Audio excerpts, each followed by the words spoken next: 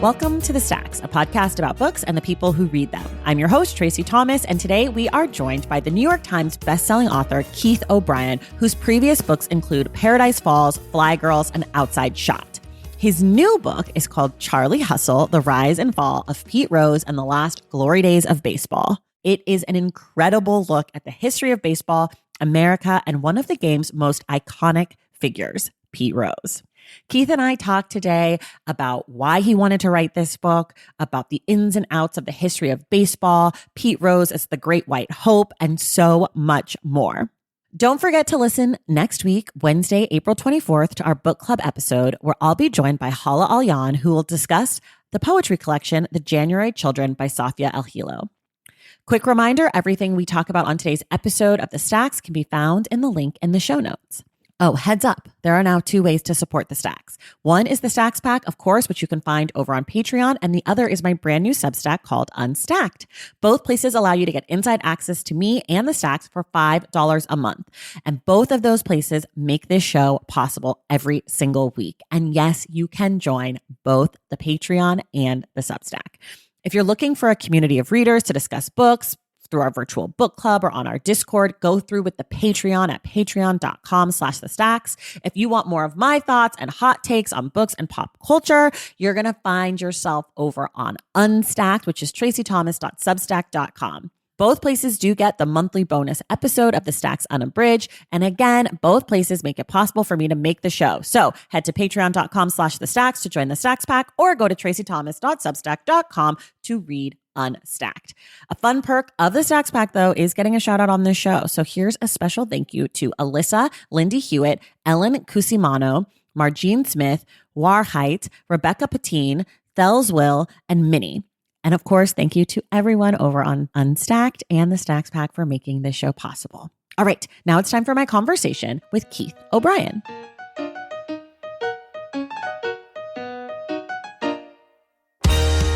All right, everybody, I am so excited for today's episode. You all know how much I love sports. You all know how much I love baseball. And last week, I picked up this new book called Charlie Hustle, and it's about Pete Rose. And I thought, I'm just going to read this and see. I fell so in love with this book that I immediately reached out to the head of the publisher, Lisa Lucas, friend of the show, and was like, give me Keith O'Brien's publicist. We have to make this happen. So I am thrilled to welcome the author of Charlie Hustle, The Rise and Fall of Pete Rose and the Last Glory Days of Baseball, Keith O'Brien. Welcome to The Stacks. Oh my gosh, it's my pleasure. I love your podcast. I love your passion for books, and I'm so excited to be here. If you think I have a passion for books, wait till we start talking about the Hall of Fame, because I have a real passion for a sports debate. That's really my true heart and soul. Well, I'm here for that. So, I mean, I sort of told people what the book's about, but in about 30 seconds or so, will you just tell people in your own words what Charlie Hustle is all about?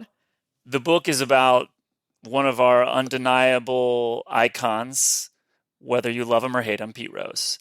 But more broadly, to me, it's about an ordinary man from an ordinary working class neighborhood, a man of ordinary talents and athleticism who, frankly, probably never should have made the major leagues, much less become baseball's all-time hit leader, who does all those things, climbs to the mountaintop, scrapes and claws his way there, with a lot of lucky breaks along the way. And then through his own personal decisions, through his own personal choices, through his own addictions, he loses it all. Yeah. You can't say this, but I can. Pete Rose is sort of a monster. I have to tell you, okay, both of my godfathers are former baseball players. One is a former manager. I grew up like in a very baseball-centric, sports-centric household, and I'd always heard of Pete Rose. I was born in 1986, so when the whole scandal came out, I was too young to like understand anything. And so in my mind, he was like sort of a likable guy who just got wrapped up in trouble. So I'm like, let me pick up this book and see what the betting thing was all about. And as I'm reading the book, I just keep going to my husband, did you know Pete Rose was the worst person maybe ever to play baseball, but also so good at baseball?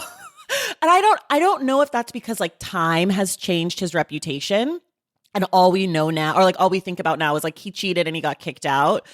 But like to me, I was shocked by how scandalous he was. He was like a rolling scandal in the Yeah. 1970s and 80s. And I think what's compelling about it to me are a few things. One, by the mid 1970s, so 14 years before his personal disaster becomes an American disaster, it's well known, an open secret, frankly, in the Cincinnati Reds clubhouse about what he's doing off the field. And, I don't mean betting on baseball, but betting with bookies, gambling a lot, sleeping around. All of these things were open secrets by the late 1970s. I think the other thing that's really compelling about Pete Rose is, especially now, I feel like people love to look at him in black and white. We either paint him in white like a hero who should have been led into the Hall of Fame many, many years ago, or we paint him in black, like a monster. And he's earned all of those portraits, whatever paint color you use. But to me, what I liked about the narrative was being able to paint in gray too. Yeah. And I say that without, I'm not here to defend Pete Rose. The book doesn't defend Pete Rose, but No. He's a flawed man, incredibly flawed. And most compelling to me is some of the same reasons why he ever succeeded as a player, some of the same qualities why he succeeded as a player are the same qualities that doomed him to failure as a person. Yeah, and I think like you're so right that people sort of paint him black and white, and I call him a monster jokingly, but I think what I loved about the book is that he's like a great anti-hero. He's giving Tony Soprano, he's giving Walter White. Like he's a guy I was rooting for him even though I was like, I truly despise you because not only was he having extramarital affairs, but like some of them with underage women. He was having like children with some of his girlfriends. He was doing all of the things that we hate and are supposed to hate. But because he was like this larger than life character and and also his baseball play, he was sliding, he's the reason we have all these rules about sliding now. Like he was like a bad dude, but I think I speak for myself and a lot of people. We like to root for bad dudes. I always joke that my favorite athletes are the chesty ones, like I love Draymond Green. I want my athlete to be someone that I don't want to be friends with, but that I know is going to do everything they can to win at every moment. Like when Bryce Harper was like walking to first base and he got chewed out, I was like, yeah, Bryce Harper, don't be that fucking guy. Run to first base. And so like Pete Rose embodies so much of that, of like, I'm going to win at all costs, which is horrible for a person, but fantastic for an athlete. And fantastic for narrative too, fantastic for story. Fantastic for a person writing a biography on, say, Pete Rose. Yes. I mean, take Draymond Green for a second. And I love that we worked Draymond Green into this conversation. That's fantastic. Yes. We're going to get to Ohtani too, people. Don't you worry. In the 70s and 80s in the NBA, there were lots of Draymond Greens. Everyone was Draymond. Yes. And they were in your face and they got in fights on the floor and then they got kicked out of the game. And it didn't turn into a 5-day saga on ESPN debating and his worth to our culture and hand-wringing about his behavior on the floor. Guys did what they needed to do to win, and the sports writers moved on.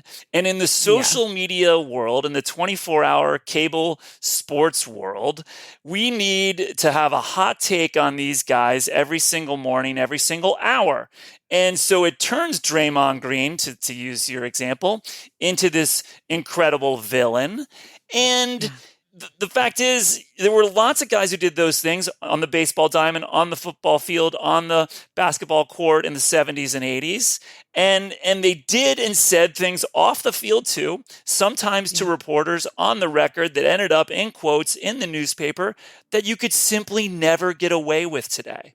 And Pete Rose lives in this world, and he's got like the the ultimate hall pass because the sports writers love him.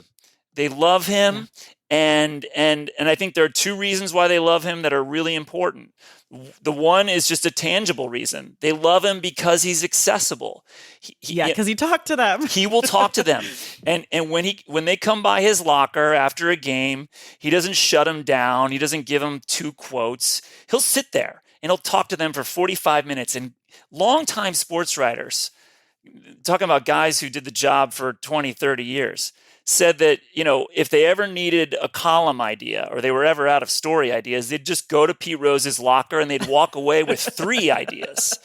That's one. That's a real reason why, media will like a source, any source. But the other reason is more subtle. For the first 16 years of Pete Rose's baseball career, there are no women in major league locker rooms. None. They're not allowed. And when women finally win entrance to major league locker rooms in 1979, it's with federal court orders and lawsuits. Right. So it's the ultimate old boys club. And let's be honest, it's an old white boys club. There were very few prominent writers of color at the big newspapers. So the white baseball press loves Pete Rose, this white working class guy. He reflects upon them a story that we like, that frankly America likes. This story that if you work hard and you try hard and you hustle, you can do anything. We love that American story. Pete Rose is that story, and so he gets a hall pass, and they're going to look past all of these off-field foibles. Yeah, I want to talk about the race element in this story because my godfather is Dusty Baker, former Reds manager, and he knew Pete back in the day. And when I was reading this book, I had to Google and be like, what did Baker say about this? Because I remember he had something to say.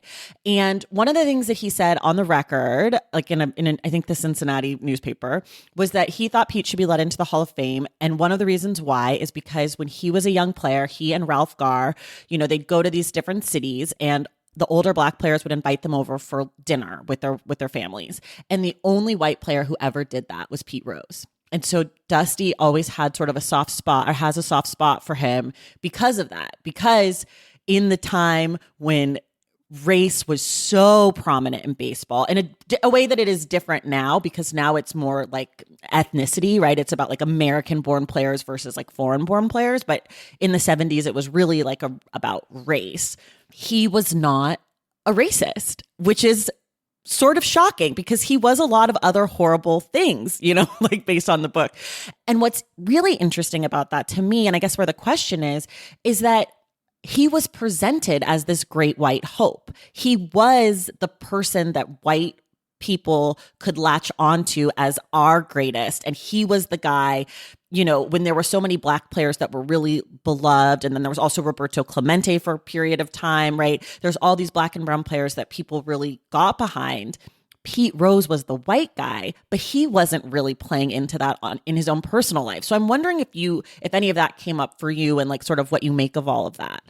Yeah, it's fascinating. And I love that anecdote from Dusty. I wish I had interviewed you to get to Dusty for that anecdote. I did text him after I read the book. I'll tell you what he said off the record because it was private, but he still is fond of Pete. Fascinating. That's what I'll say. So this is a very interesting dichotomy within Pete Rose.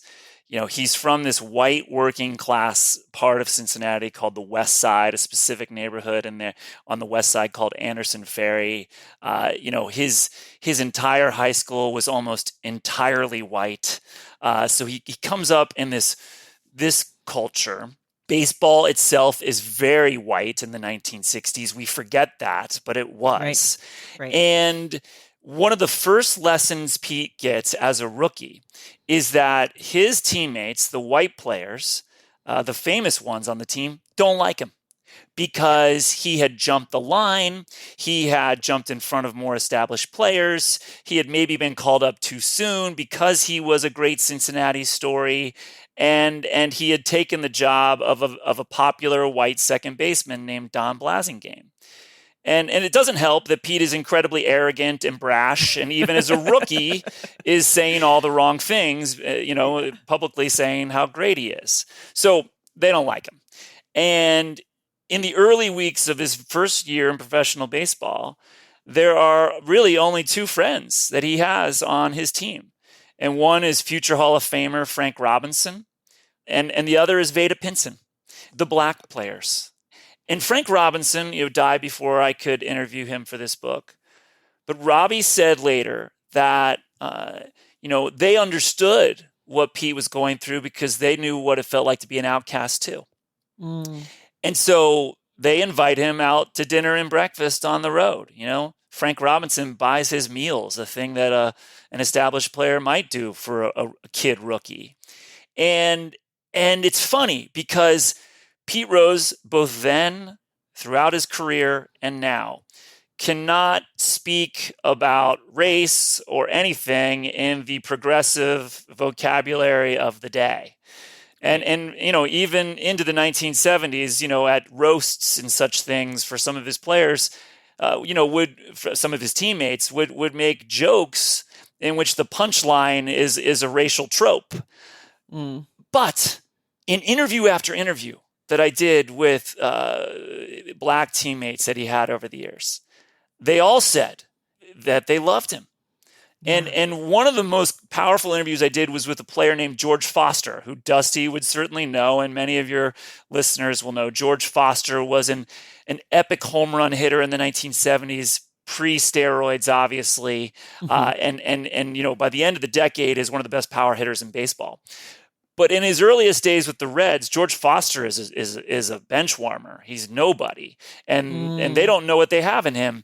And there was a scene that I found in my research in a newspaper article in the early 1970s after a game, when Pete Rose demands to go hit in that moment, to go practice in that moment as the sun is setting at Riverfront Stadium.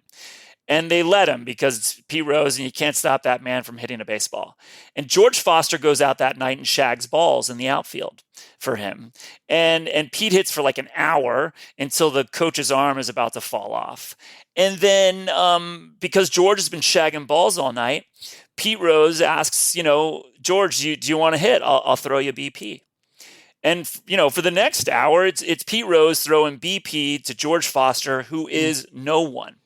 Right. And when I found Foster and he agreed to speak to me, we talked about lots of things, of course, but I wanted to talk about this scene. Does he remember this scene? And I thought there's just no way George Foster would remember this. George Foster has played 1 million baseball games and, done batting practice a gajillion times. There's no way.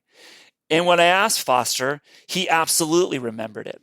And what he told me was he remembered it because no white player, and specifically, he said, no white star had ever treated him like that before, had ever treated him that well before. So interesting. And Joe Morgan also was a fan of his till the end, till the end of Joe Morgan's life, that is. But what about the part of it where he is like this great white hope? How did he engage with that aspect? I'm sure he loved it. He seems like a kind of guy who'd love being anybody's great hope in anything. But it sort of seems like at odds with this like guy who's maybe good on race, at least maybe not good on race like publicly, but at least like good to his black teammates, which is, especially in that day and age, good on race because he did not have to be. Yeah, I think one thing we've forgotten is that, when Pete Rose is in baseball, especially that first 15 years in baseball, it's changing so much. Yeah. And the world is changing so much in the way it's changing right now.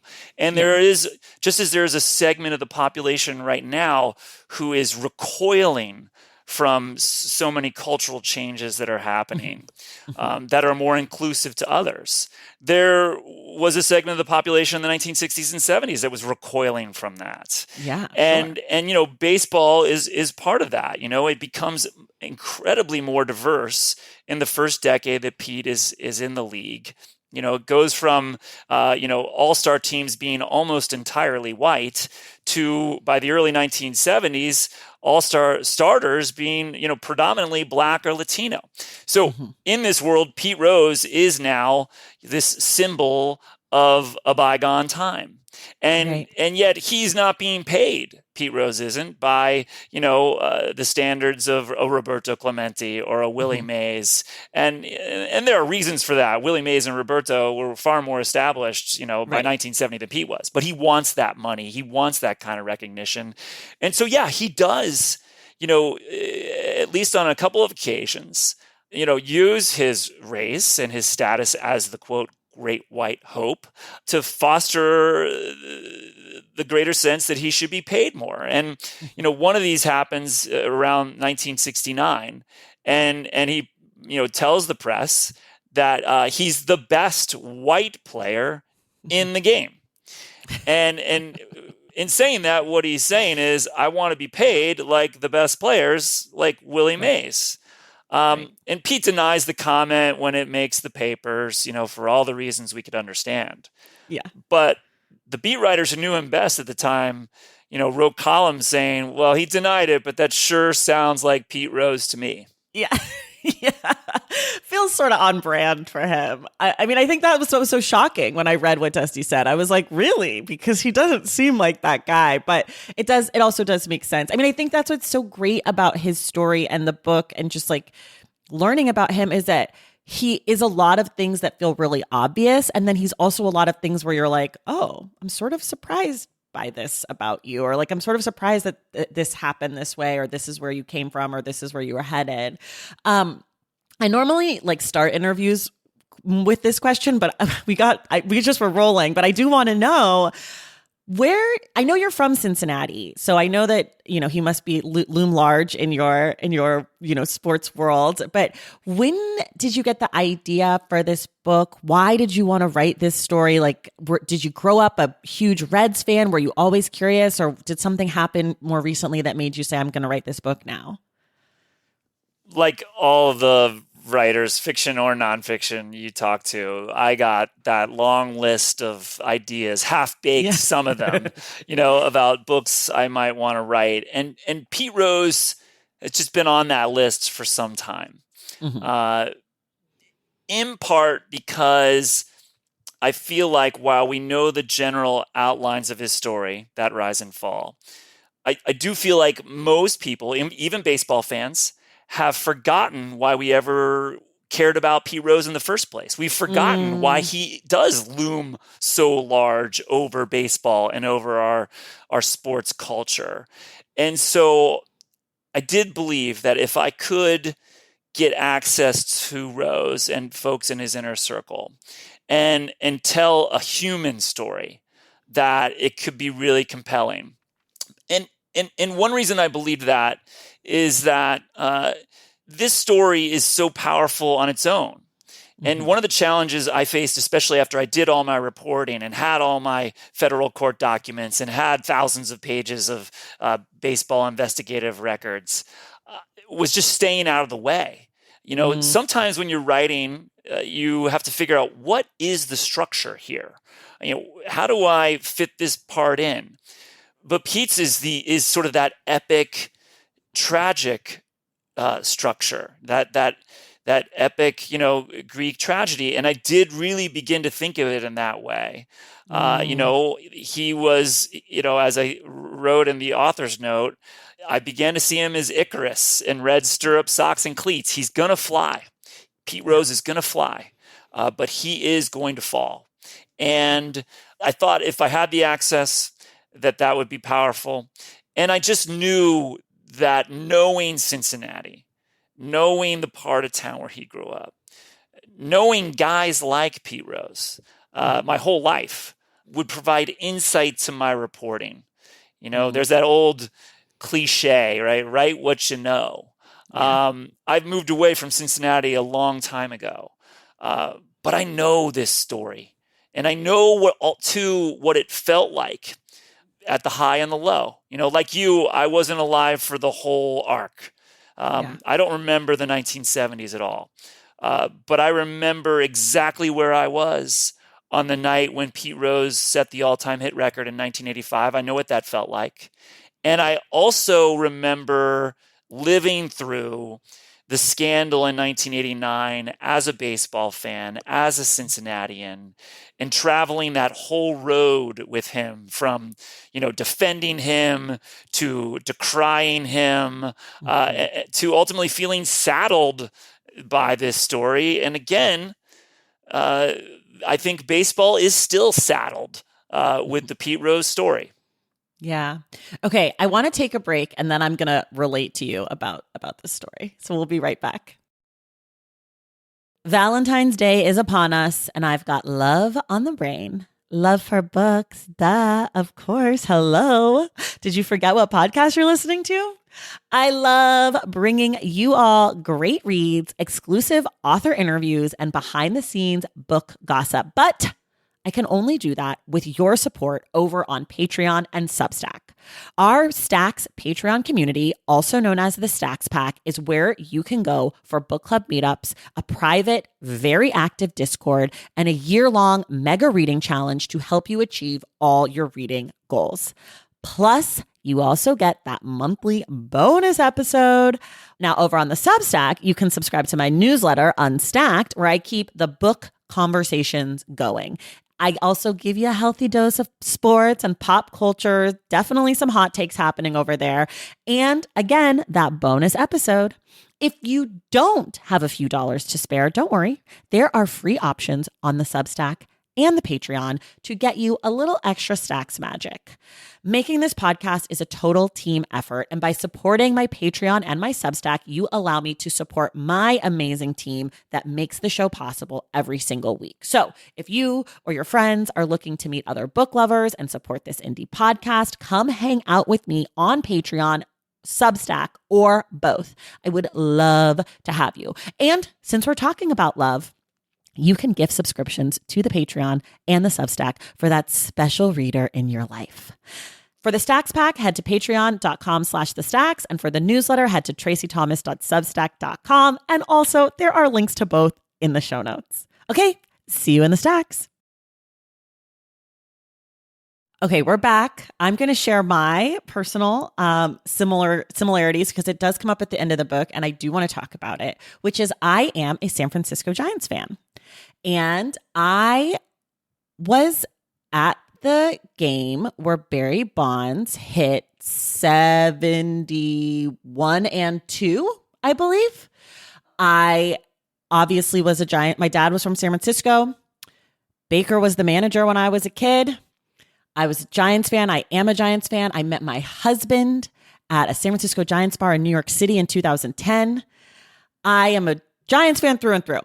But, of course, Barry Bonds complicates that narrative in a way that I think is really similar to what happens with Pete Rose, right? Does this person belong in the Hall of Fame? Does this person, do his records count? And obviously, steroids is slightly different because it's more tied to the records that were broken, right? Pete Rose was betting on baseball as a manager, which affects the outcomes of the games, but doesn't affect his ability to hit the hits that he hit to make the hit record. But that feeling of feeling saddled with this person, I totally relate to.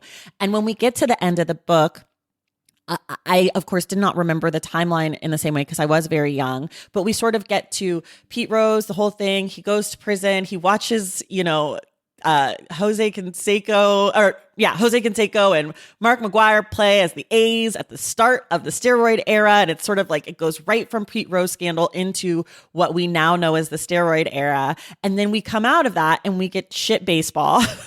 And now Major League Baseball has changed every rule to try to get us back to steroids era, Pete Rose era baseball, which I hate all of the rule changes so deeply. And I have to tell you, Keith, I get made so much fun of by every person I know who's like my age because they're like, are you a 75-year-old man that you care so deeply about these stupid? I'm like, God. Why is the bag bigger? They don't need a pitch clock. It's not a time. Like I have real like retrograde opinions about the rule changes, but I love it. Anyways, all of that to say, what do you think about punishment in Major League Baseball? And I guess you can include the Astros sort of in this conversation too. Where are we on this? What should be going on? Like I feel really torn because I feel that Pete Rose and Barry Bonds and all of the steroids guys should all be in the Hall of Fame. They were the best of their time. If everyone's doing it, they were still the best. Put an asterisk, be done. But I'm curious what you think about all of that. Yeah, so to be clear, the book is not about making an argument for Pete Rose. It's not about making an argument against him. Yes, you don't make an argument. And I want you to make one here. I'm going to, yes. I have thought so much about it. And not just as someone who just wrote this book. Yeah, right. All the things you said about what baseball means to you and your personal connections with a baseball moment, I have all that. I feel that in my soul, like any baseball fan does. And so I too have wrestled with these questions. And I, in the course of the last 35 years with Pete Rose and the last 20 years with the steroid guys, I have probably touched all the bases from they should be out forever, they made their beds, that's it, it's over, and to other thoughts. And at this point, I have, I think, come full circle to a prevailing thought, which is I think we have completely lost perspective. We like to put our athletes on pedestals and we like to ascribe to them moral values. And the fact is, for many of them, they're just really, really good at playing a little kid's game. And we don't know that much about them personally. We just don't. And the Shohei situation, the Shohei Ohtani story in the recent weeks, shows that all over again. We don't know what we don't know with that story right now. But what we do know definitively is that a few weeks ago, no one would have ever predicted that a gambling controversy would be swirling around the golden god of baseball, Shohei Ohtani. So we don't know what we don't know. And for all those reasons, I believe that we should enshrine or not enshrine players in all sports based on what they did on the field, on the court, between the lines. It's the only thing we know for sure. And then if their crimes against the game or, their mistakes off the field are so egregious, then we should put those on the plaque at Cooperstown, in my opinion, right next to the accomplishments. And, if we start going down the rabbit hole of the steroid guys versus Rose, we're going to need 3 or 4 podcasts to hash it out.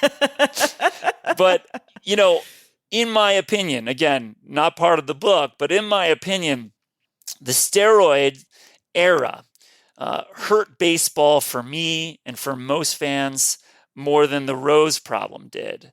Certainly. And I did struggle, and I have struggled with the steroid guys, Clemens and Bonds and A-Rod and all those guys. But at this point, I just feel like it's almost absurd to have a Hall of Fame in Cooperstown that just now objectively doesn't include some of the best players of the last 4 or 5 decades. It just doesn't make sense to me. I'm with you. I think I have personal feelings about baseball writers because of this, because I'm convinced they just don't like Barry Bonds because he's not a nice guy. He's very cold, and they took it personally, which I get. That he lied to you. They all lied to you, but also do your job and just vote these people in and leave me alone. Stay out of it. Well, and Barry also has something in common with Pete Rose. If everybody wanted Pete Rose from the earliest days of his scandal in 1989, everybody wanted Pete Rose to go on Oprah, to cry, to bare his soul to the world, admit his addictions and his problems, explain why would you do this? And if he had done that, maybe the whole narrative is different. And I think the same can be said for Barry Bonds. I think that's and the other steroid guys. If they were to bare their souls on the stacks with you. And what a dream. Barry Bonds, right? Your invitation is open. Yes. A-Rod, come on down. Come on, let's go. If they were to do that, then it's different. And that was part of my pitch with Pete Rose when I did get access to him. I explained that, this is a time for reckoning, man. I mean, you're in your 80s now. Yeah. The people who were in the room, in the dugout on the field, they're also in their 80s now. Since I started the research and reporting for my book, 3 different people have passed away, people that I interviewed. And so it's a time for reckoning. And I told Pete that we have to talk about the dark things too. Because if you let people into your darkness, and I don't mean that in a nefarious way, we all have our darkness, our regrets, our mistakes, the things we carry on our shoulders, those moments. God, we all have that. And if Pete Rose or Barry Bonds or anyone were to let people into the darkness, crack open the door to that room and let us understand why, then it is different. It is. Yeah. Yeah.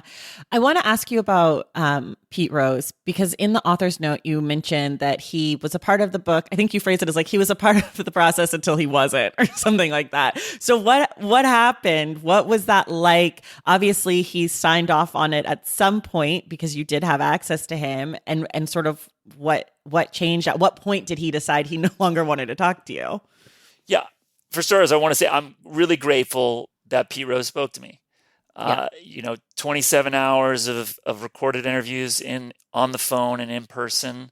Wow. It's significant for lots of reasons, but also because he'd never spoken to an author before unless he had editorial control over the book. He did not have that here. And he did talk to me about things, mistakes, moments, choices that he's never talked about before. And that is incredibly helpful to the story. And so I was glad to have it. But I did push him. And I know he felt that at times. And I think maybe in the end I pushed him as far as he was willing to go. We didn't have a falling out. There was no contentious moment. The last 2 times I saw him in person, the day ended with him saying, call me. Yeah, we'll get together again soon. Come back to Las Vegas where I live. Stay at that hotel again. That worked for me. We're good. But he did not reply to any of my texts or phone messages after that. So, I lost him. And that happens sometimes in reporting. But I never had intended for this book to just be based upon Pete Rose's memories. When I started the project, I wasn't even sure I would get access to him. So, I continued to do interviews with others in his inner circle, others who were on the field with him.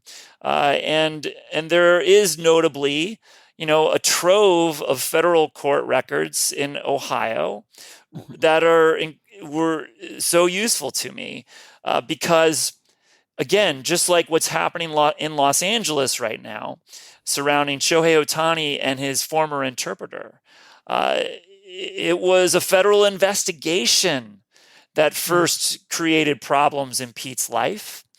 And it wasn't initially focused on Pete Rose. It was focused on men in his inner circle who were his good pals, who were, hiding his secrets and placing his bets with bookies. These guys were into all kinds of activities. They pop up under the radar. And one thing that begins to happen in around 1987 is, the walls begin to close around each of them. And one thing that I tried to do in the sort of final act of the book is convey that feeling that the walls are closing. One by one, these men around Pete get a knock on the door from an FBI agent or 2 or 3, and they want to talk. And, one by one, they all begin to talk, and they all begin to turn on each other. And soon they're turning on Pete Rose too. Yeah. Was there anything that you didn't get to ask Pete that you wish that you had? So much. I mean, a voluminous amount of things. Partially because, I was doing those interviews and then I'm doing other interviews. And if you do an interview with someone else and they describe a scene or a moment or a choice or something that happened in a back room over a debate about $30,000 in gambling debts, I wasn't able to go back to Pete Rose and ask him about that. So, that's certainly a problem. And so, at times I had to work around that. By doing other reporting, by going to the court records or by trying to corroborate the story through other sources. And in a handful of instances in the book, I had to source it directly to one or two sources because I wasn't able to ask Pete Rose about it. Yeah, that makes sense. Can you just speculate for me what you think's going on with Ohtani? Are you allowed to do that? We're all speculating, right? I know, but I'm not sure if that's like I don't know if you're allowed to. I don't know. I mean, you're not like you're writing that book or anything. I have my own thoughts, but I also hate the Dodgers. So my thoughts are. Well, and I was also I started your book and the next day or 2 days later, the news. So of course, Pete Rose is top of mind for me as I'm watching all of this. So I'm convinced he's the gambler. The interpreter is Tommy Giacomo or whatever the guy's name is Tommy Giosa. Giosa, that's right. Tommy Giacomo is with the former maitre d' at the Palms in Las Vegas. So he is not DC. Part of my book, Tommy Giacomo. No, he's not. I'm like, anyways, but or any of the I'm just like this interpreter is the guys from Gold's Gym. Like he is just a pawn in the whole big thing. But I'm curious what your read on the situation is. So let's get the key statement out of the way off the top. Shohei has denied any involvement. Yes. He has denied ever gambling. He's denied knowledge of gambling. You're such a good journalist. I'm like, just tell me what you think. Yeah. This is all allegedly. This is all us saying our speculation based off his denials. We don't know. No one knows. Okay, now go. Let me tell you what I can say based on what I know about how it went down with Pete Rose and what I know about gamblers in general. Gamblers, especially someone who's gambling a lot, they have to talk about it. It is not something that no one knows about. A gambler who's betting a lot is talking to his close pals about the action he's got going that day. A gambler who's betting a lot will have mood swings based on how the outcomes of those games have gone. So again, if it was Ippei Mizuhara, the former interpreter, and Shohei Ohtani's closest friend in Los Angeles, who was placing these bets on a regular basis, I find it highly unlikely, just as someone who knows a little something about gambling, that no one would know, that his close friends wouldn't know. I find that unlikely based on what I know about gamblers. And I think based on what we know about Pete Rose, we are probably going to learn a lot more about what really happened here. Pete and Shohei are different because, it was Pete who was alleged to have gambled, and it was Pete who was alleged to have gambled on baseball, which breaks the cardinal rule of baseball and threatens the integrity of the game for all the reasons we know. That's different right now with Shohei Ohtani. What is similar is that early on, both men have denied any involvement whatsoever. And it was investigators who began to get to the truth.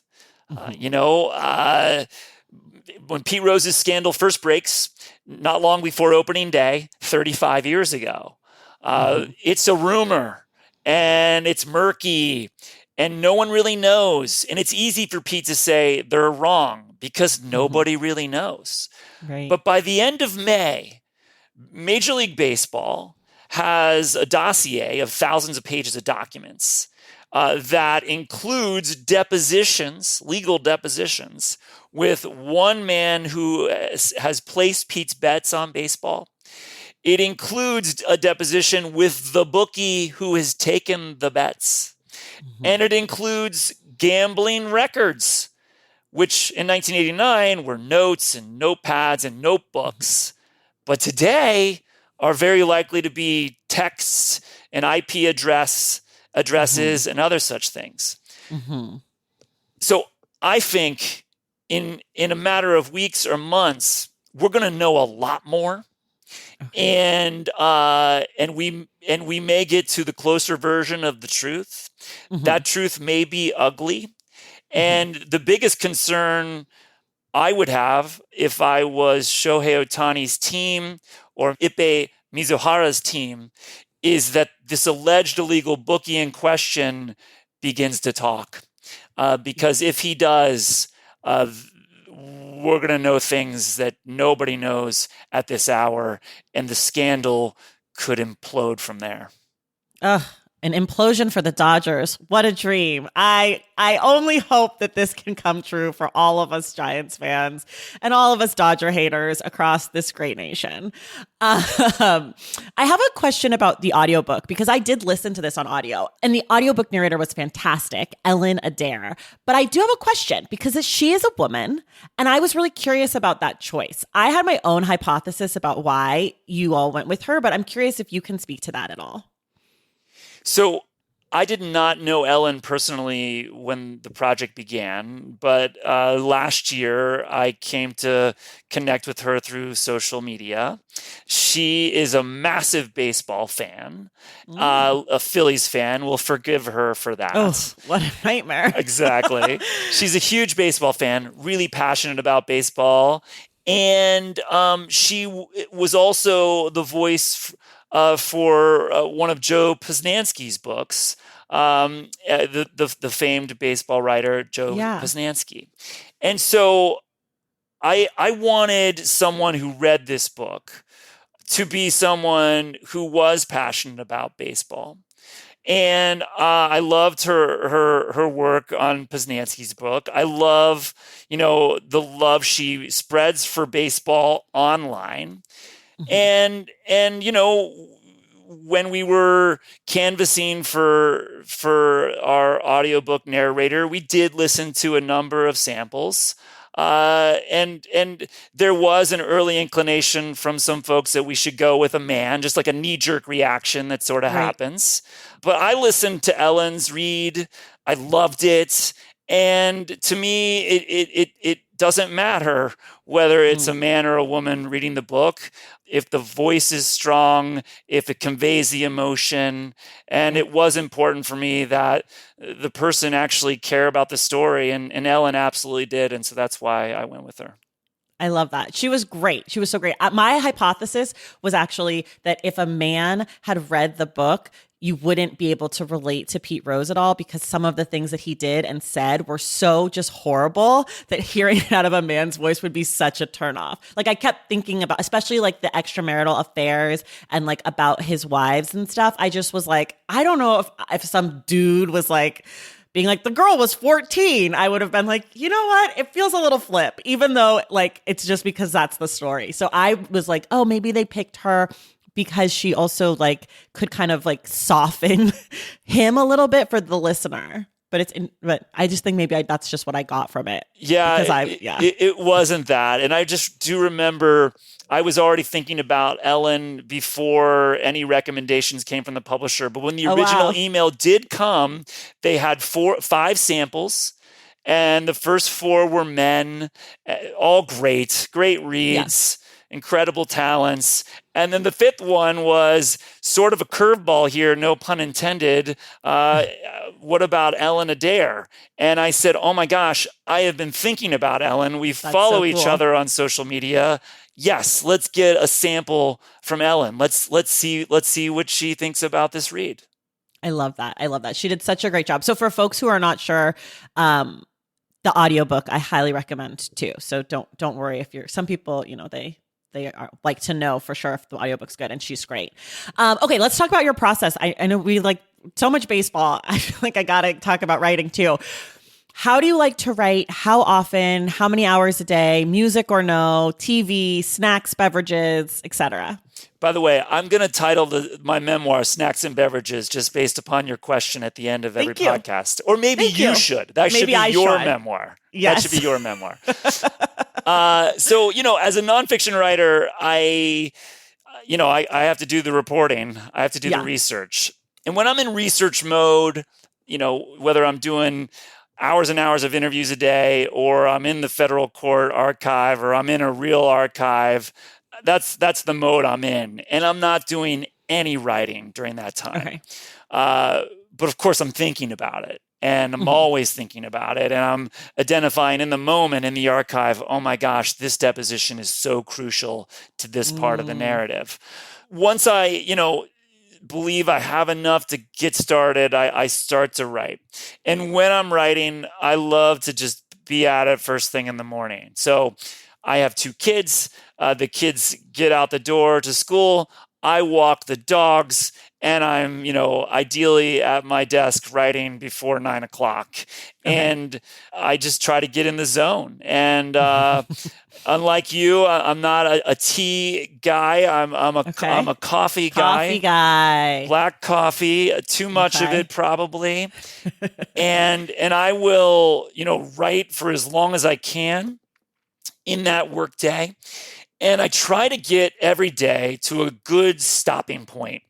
I find it a challenge as a writer to wake up the next day and dive into a messy part of the draft.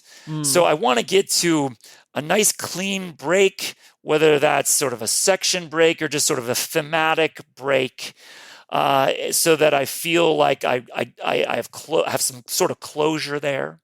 And then when I come back to the desk the next morning, after getting the kids out the door and walking the dogs and having my coffee, I will reread what I wrote the day before. I will make quick tweaks to that. I will not belabor it. If you linger too long on what you wrote the day before, you'll never get started again. But I'll read that 800 words or 600 words or 1,200 words or whatever it is, and then I just keep going again, and write as long as I can. And if I have to come back late in the day, at night, just to get to that clean break, that's what I do. I love that. How does this book compare for you to your other books? Do you have favorites of your own work? Do you have like those kind of feelings? I know this is your newest child, so you might love it a little bit more, but I'm just curious, or maybe less because it's not sleeping at night and keeping you up and all of those things. But I'm just curious, like, how do you think about this in relationship to the other books that you've written? Every book I've written is important to me. I love them all. It's the cliche. They're your children. You love all your children. But your children have different skills and talents and special parts of them, right? I mean, they do. And you love some more than others, let's be honest. I'm a parent. I have twins. I fucking know. One of my kids gets on my last nerve. You are so funny. Which one. I love it. So I will say about this book, what's different about it is more personal because I sort of lived it, because it was this narrative, The Rise and Fall of Pete Rose, is sort of the backdrop of my childhood, because in a great many ways, that whole story and all the problems that Pete has created still looms over Cincinnati, my hometown. So for all those reasons, it is definitely my most personal book, even though I'm not in it. There's no first person in this story at all, but it is more personal. And there were times in writing it, whether it was writing about Pete's collapse in 1989 and remembering what that felt like as a teenaged boy in 1989, or writing about a neighborhood on the west side of Cincinnati that I know, that it was just distinctly more personal. And another thing happened along the way. I was interviewing these folks, the people who lived it, not just Pete Rose, but say, John Dowd, the investigator who pursues Pete Rose, who was hired by Bart Giamatti. And in Cincinnati in the 1980s, and in some cases still today, John Dowd is a villain. And people still say, not just in Cincinnati, but baseball fans everywhere sometimes still say, Bart Giamatti and John Dowd, they had a vendetta against Pete Rose. And those are things that I might have thought once, say in 1989 as a fan, as a teenager. But in interviewing the people around Bart Giamatti, in interviewing John Dowd at length many times, I learned so much about how this moment affected him and how this was in many ways the defining moment of his life, for good or for ill. And that John Dowd is still carrying all of these feelings about Pete Rose on his shoulders 35 years later. And one thing that was just stunning again and again was how emotional sources got when talking to me about Pete. It was as if they had briefly passed through his universe. And that time there had shaped them forever. And in talking about it, they would become emotional. And that is something that's happened to me many times, of course, as a journalist over the years, but never in a book, like this, It was emotional. That's so interesting. Okay, we're almost out of time, but I have 3 quick questions. One is, what's the word you could never spell correctly on the first try? I cannot spell rhythm. No idea. I have to tell you, Keith, your name is impossible for me. Because one is EI and one is IE, and I get it wrong. Keith is already a hard name for me. O'Brien is just, it's so disrespectful that your name is the IE-EI, complex actively happening. Every time I go to write about this book and write your name, I get it wrong. And so you are now my nightmare of a guest because of your name. It's so hard for me. Tracy, you can spell my name however you want. Well, you'll probably find typos when we post about this episode. For people who love Charlie Hustle, what are some other books you might recommend that are in conversation with what you've created? Well, I mean, there are some great baseball narratives out there that I think, share certain qualities. I'm a huge fan of David Halberstam, and my favorite baseball book that he did was October 1964, although there are many. And if you're looking to capture the grittiness of baseball, I think Jonathan Mailer's Ladies and Gentlemen, the Bronx is Burning, about the 1977 Yankees and Reggie Jackson, that is another one of my favorite baseball books. Okay. That was the one that came to my mind too. Okay. Last question. If you could have one person, dead or alive, read this book, who would you want it to be? Oh my gosh. To me, broadcasters and radio and television broadcasters of baseball sort of become like the voice in your head for baseball. And for me, because of my age and because of my era, that voice is Bob Costas. And if Bob Costas could read my book and find anything in it enjoyable, it would be amazing. Did y'all send it to him? I believe so, yes. Okay, good. All right, folks, this has been just a joy of a conversation with Keith O'Brien. Good luck spelling that, folks. The book is called Charlie Hustle. It is out in the world. You can get it wherever you get the book. Audio is fantastic. Page is fantastic. I loved this book. And for those of you listening who are like, I don't like sports and I don't like baseball, I would say you can definitely read this book because Pete Rose is such a character and the scandal is just such a scandal and he's such a scammer bad guy that it is just, again, that anti-hero narrative. When I went into the book, I thought this is only a book for baseball people. And when I got about halfway through, I was like, oh no, I think regular people who don't like to have fun and don't like baseball, they could enjoy it too. So if you're on the fence, I think you'd like it. But all that to say, Keith, thank you so much for being here. It was my pleasure, Tracy. So much fun. And everyone else, we will see you in the stacks.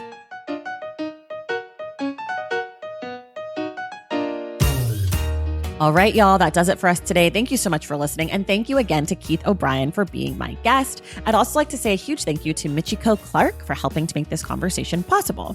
Remember, next week is the Stacks Book Club conversation of The January Children by Safia El-Hilo. We will be discussing that book with Hala Al-Yan on Wednesday, April 24th.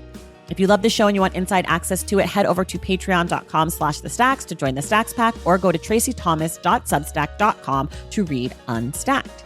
Make sure you're subscribed to the Stacks wherever you listen to your podcasts. And if you're listening through Apple Podcasts, be sure to leave us a rating and a review. For more from The Stacks, follow us on social media at The Stacks Pod on Instagram, Threads, and TikTok, and at The Stacks Pod _ on Twitter. And you can check out our website, thestackspodcast.com. This episode of The Stacks was edited by Christian Duenas with production assistance from Lauren Tyree. Our graphic designer is Robin McCrite, and our theme music is from Tigirigis. The Stacks is created and produced by me, Tracy Thomas.